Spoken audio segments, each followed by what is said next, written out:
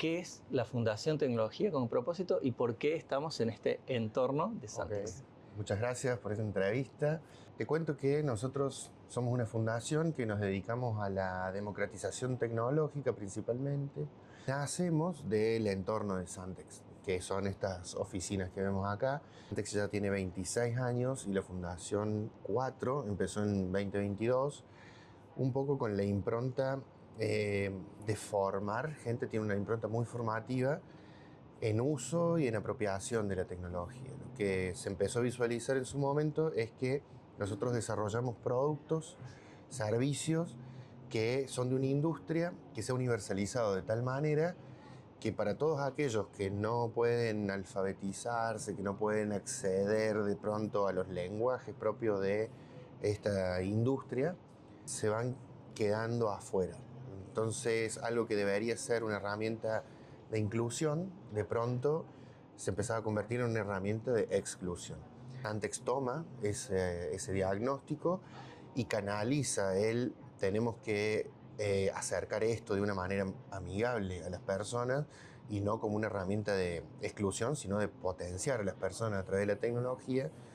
Y el instrumento es la fundación, que nace en 2022 y a partir de ahí hasta este momento, hemos tenido un recorrido que probablemente conversemos ahora en un ratito, que tiene que ver principalmente con esto, con la sensibilización en la tecnología, con la apropiación, con perderle el miedo, dependiendo de los públicos con los que vamos trabajando, en distintos niveles de apropiación de la tecnología.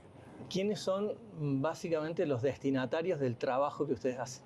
Bien, nosotros acompañamos a las personas como a lo largo de todo el trayecto de la vida, porque arrancamos con robótica para infancias, que ahí acompañamos a los chicos a partir de los 6 años en incorporar algunas cuestiones del pensamiento computacional y usamos la robótica como excusa, como juego, como un espacio que los chicos interactúan, se copan mucho con esta historia. Lo hacemos con una alianza que tenemos con Lego, los ladrillitos de Lego. Entonces los chicos se entusiasman mucho y vos ves que muy rápidamente empiezan a elaborar pequeños flujos de trabajo. Si yo paso esto por el sensor, la máquina hace aquello otro. Entonces eso los entusiasma mucho, ponen música y empiezan a incorporar esos procesos. Un poco más adelante, adolescencias, hacemos acompañamiento de adolescencias, trabajando sobre todo en las externalidades, en ese caso, que hemos visto que en muchos casos se ha propuesto la tecnología como una puerta de acceso al conocimiento y demás, y termina en apuestas, grooming, ciberbullying, termina como en toda una serie de problemáticas que no existían, pero que hoy son un territorio muy habitado por los adolescentes, y formamos a los propios chicos, pero también a la gente que está en su entorno, porque a veces no son los padres a los primeros a los que recurren, generalmente suelen ser los últimos, los padres y las madres, y le dicen al profe de gimnasia, le dicen al profe de guitarra, a un amigo más grande. Entonces tratamos de formar a la red que contiene para que cuando llegue no se profundice el problema, no se estigmatice, no se rechace, no se revictimice. Entonces trabajamos con ese entorno. ¿Dónde van a buscar a esos chicos? Bien, eso lo hacemos a través de alianzas, principalmente porque ya hay instituciones que están trabajando con los jóvenes y, y entendemos que ya son los espacios de contención que están en el territorio.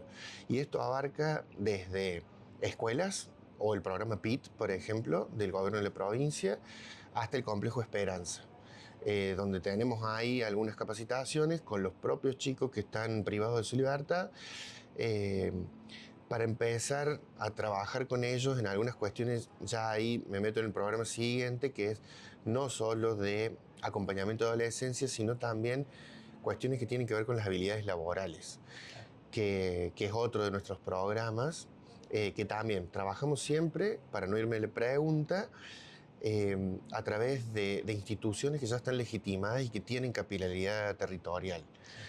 Eso para todos los programas, que hay uno que no me quiero olvidar de mencionar, que es X Academy, que ahí es donde trabajamos sobre todo en los oficios digitales. Principalmente en formar a gente para que pueda involucrarse en la industria IT, testing de software, desarrollo de software, eh, elaboración de flujos de trabajo con no-code, que se llama, que es cuando vos no sabes programar, pero podés armar un flujo de trabajo en un entorno como el de Make o N8N, por ejemplo, y te permite automatizar tareas. Ese es como muy específico. Y también notamos que hacía falta mejorar las habilidades digitales para otras industrias. Entonces tenemos un programa que se llama Skills Up, que es para gente que, por ejemplo, no sé, hace administración en un pequeño comercio o de repente tiene que hacer un flyer y no sabe, no tienen cómo pagar un diseñador, pero hay algunas herramientas que los pueden ayudar a utilizar inteligencias artificiales para procesar datos, elaborar tableros y demás. Y finalmente, en los programas de adultos mayores, que con la misma estrategia de alianzas también empezamos trabajando con prevención de estafas virtuales y después nos dimos cuenta que había mucho más para trabajar con adultos mayores que no fuera solo del lugar de víctimas en las redes, entonces, sino desde un lugar del disfrute también, del disfrute de la tecnología, quizás no ya tanto para el uso laboral, pero sí de ejercicio de la ciudadanía, por ejemplo, usar el home banking, que a lo mejor para mucha gente puede parecer natural, pero no lo es. Muchas veces las aplicaciones no están diseñadas para contemplar a una persona que va perdiendo de a poco, por ejemplo, la vista. El tamaño de la letra, los colores que contrastan poco. Entonces trabajamos sobre incluso la concientización de las empresas que diseñan de cómo contemplar a estos públicos o personas con discapacidad, por ejemplo, cómo hace una persona con discapacidad para elaborar un pago o para sacar su DNI o para hacer el CDD2, acá en el caso de Córdoba, ¿no es cierto? Y a veces no está pensado eso. Y nosotros, bueno, estamos tratando de intervenir también sobre esos aspectos. ¿Cómo están viendo la incorporación de la inteligencia artificial en estos planes de capacitación y en el mercado laboral? ¿Lo ven como una herramienta que va a incluir a más trabajadores en el mercado tecnológico, o tal vez lo que está pasando o en ciertas industrias se está viendo una tecnología que también está excluyendo, que está expulsando? Bien. A ver, pienso que la inteligencia artificial hoy es lo que para mi generación fue la digitalización. Quienes tenemos 40, 40 y pico, cuando nacimos ni siquiera había computadoras en las casas. Y yo recuerdo en aquel momento empezó una ola de prepararnos para la digitalización, que de repente pasábamos, mira todo lo que tardamos, pero hubo un proceso que después también surgió esta cuestión de los nativos digitales. Nativo digital, que ya tiene incorporado el lenguaje de la compu, que ya tiene incorporado el lenguaje del celu y demás. Y hoy creo que le está pasando, sobre todo, para nosotros ya es una segunda, tercera ola quizás, pero a los chicos que tienen entre 18 y 25 años es la primera ola que les está pasando, que no son nativos AI. Entonces tienen que, de alguna manera, pasar por ese proceso que pasamos nosotros de readaptarnos, ¿no? Que en aquel entonces yo no trabajaba porque tenía 16 años, pero me imagino lo que debe haber sido la aparición de Excel para un contador, por ejemplo. ¿Y ahora qué vamos a hacer? Debe haber sido la pregunta, o yo recuerdo había aparecido la Encarta 98 en aquel momento y las profes nos decían, ahora van a ser todos unos burros con esto y qué sé yo, ya no aprenden más. Y bueno, acá más o menos vivos estamos todavía, y yo creo que ahora pasa más o menos eso, digamos. Lo que incorpora es una herramienta muy universalizada y que se va a seguir universalizando, con lo cual creo que lo peor que uno puede hacer es negarla. Es decir, bueno, yo en esta no me subo, porque es como, no sé, imagínate que nosotros fuéramos a buscar trabajo y nos preguntan, bueno, ¿sabes usar la compu? Y nosotros decimos, no, me niego a usar la computadora. Bueno, automáticamente te quedas excluido. ¿Qué es lo que le va a pasar, creo, a las personas que digan, no, yo IA no uso, por ejemplo? Bueno, te estás perdiendo de usar la la herramienta, y te va a dejar afuera en ese caso. Pero eso no significa que no nos podamos reconvertir como lo hicimos nosotros. Creo que los chicos hoy, y creo que todos tenemos una capacidad de readaptarnos a eso. Y creo que si pensamos en empleos que se van a perder, empleos que se van a reemplazar, estamos pensando en el empleo en el formato que hoy se lo conoce. Es posible que ya no exista más en algunos casos. Por ejemplo, Excel. Hace unos años atrás yo daba clases para emprendedores en los que les decía, bueno, tienen que aprender a hacer una planilla de Excel. Hoy te puedes defender sin saber hacerlo, gracias a la inteligencia artificial, pero tenés que aprender a usar la herramienta de la inteligencia artificial. Entonces, si yo me quedara en soy capacitador en Excel y mi empleo está obsoleto. Claro. Entonces, si yo me adapto y digo, bueno, no, voy capacitando en qué y en herramientas de la tecnología que sean aplicables para determinadas cuestiones. Perfecto, no estoy obsoleto, me estoy de alguna manera formando nuevamente para poner al servicio de las necesidades de hoy. Yo lo que noto con los profesionales de casi todas las áreas es que mientras más profundo y afianzado tiene el conocimiento de su rama, de su rubro, de su temática, un profesional, más provecho puede sacarle a la herramienta de inteligencia artificial, ¿no? Absolutamente. Creo que como todos estos procesos de innovación tan grandes, digamos, no sé si es innovación la palabra, o de cambio tan grande en un aspecto, en este caso tecnológico, pasa más o menos parecido a lo que sucedió con, en primer momento, ChatGPT, por ejemplo, que hay un uso universal, indiscriminado, de prueba, de divergencia, y después le vas encontrando, o cada quien le va encontrando, como el uso que le termina siendo funcional.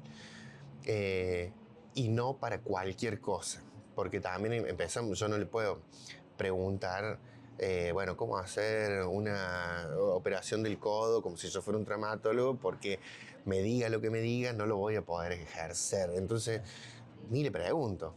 Y le pregunto cosas que tengan que ver con mi entorno, y a la vez cómo se van alimentando de nuestros datos, de nuestra formación, cada vez se va adaptando más a uno.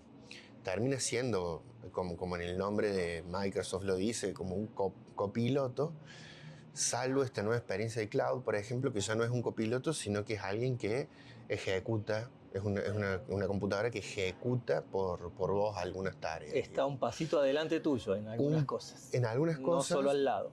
No solo al lado, sino que vos le podés preguntar cómo resolver un problema que no estás pudiendo resolver, y hasta ahí es el chat común de todas las otras, sino que una vez que te da la estrategia, le puedes decir, bueno, hacelo, y lo hace. Ese es el paso de cloud por encima del resto de las inteligencias artificiales. Te genera las bases de datos, te genera el dashboard, etc. Y eso es lo novedoso que estamos viendo. Pero creo que hay una inteligencia artificial por cada persona que la usa. La vamos perfilando, y si nosotros dos le tiramos un mismo prompt a cualquiera de las marcas que elijamos de las inteligencias artificiales que hay, nos va a dar un resultado bastante distinto por cómo lo hemos seteado previamente. Estamos hablando de herramientas, en el caso de ChatGPT, noviembre de 2022 se libera. Tal cual. Y ya las conversaciones sobre inteligencia artificial y cómo está modificando el panorama en realmente prácticamente todas las industrias, tiene una velocidad que no hemos visto con ninguna de las anteriores revoluciones industriales. Es un panorama optimista, promisorio, de temor, de cuidado. ¿Por dónde encaras? Por todos, porque en realidad, a ver, es una tecnología que avanza así a la velocidad que vos diagnosticas bien, muy rápido, y avanza más rápido que todo el resto del aparato de contención humana, que es la velocidad a la que nosotros podemos adaptarnos, pero también la legislación, pero también la reflexión ética sobre los usos, porque hasta acá venimos hablando de, bueno, cómo me complementa en mi trabajo, qué sé yo, pero también se manejan drones que se usan para la guerra, por ejemplo. Entonces hay mucho que tiene que ver con lo que hay detrás, la intencionalidad. No podemos omitir que la IA, así como concepto, digamos, no existe más que como concepto. Si vos lo bajás a concreto, en realidad son 5 o 6 empresas que están controlando absolutamente todo el mercado, a los que nosotros le estamos dando nuestros datos, empezamos a generar una dependencia de la herramienta, y no es una organización sin fines de lucro, no es una propuesta del Estado democratizante, distribución, tiene que ver estrictamente con una ética de la acumulación de capital. Entonces, va más rápido que lo que estamos pudiéndose ir. Hay algunos países que están avanzando en legislación, que están avanzando en soberanía de datos, por ejemplo. Brasil está 10 años adelantado a nosotros en esa materia. Acá, en este momento, las empresas están absolutamente desreguladas, digamos, y eso tiene externalidades, esa regularización. Hay otros países que van avanzando. Yo creo que al mediano plazo se va a ir acoplando, y todos los países del mundo vamos a tener que encontrar una legislación, un marco teórico, un marco de reflexión sobre esta herramienta. Por más rápido que vaya, aunque lleguemos muy por detrás, pero creo que hacia ahí vamos, y eso va a aplacar mucho la incertidumbre, las ansiedades, sin que quite las potencialidades de las que estábamos hablando recién, y sin que quite la necesidad de formarnos para el mundo que no es el que se viene, es el que ya está, Claro. es hoy, digo. De ahí que nosotros apostamos mucho a la formación, porque entendemos que la centralidad está en las personas. O sea, el mundo va a seguir siendo nuestro mundo. Entonces tenemos que, y veamos a alguien que no está logrando insertarse, bueno, ¿qué te despierta en el corazón eso, no? Si para vos una persona que está excluida no significa nada o significa algo, bueno, me parece que es algo sobre lo que hay que propiciar también, por lo menos un diálogo. Y nosotros estamos justamente trabajando sobre esto, dialogar cómo, cómo vamos a vivir los humanos, cómo Claro. vamos a hacer de esto una herramienta a favor y no en contra de nosotros, las personas. Sí, muchísimas gracias. Bueno, contá con nosotros, más allá de este espacio, para todo lo que pueda sumar nuestro medio.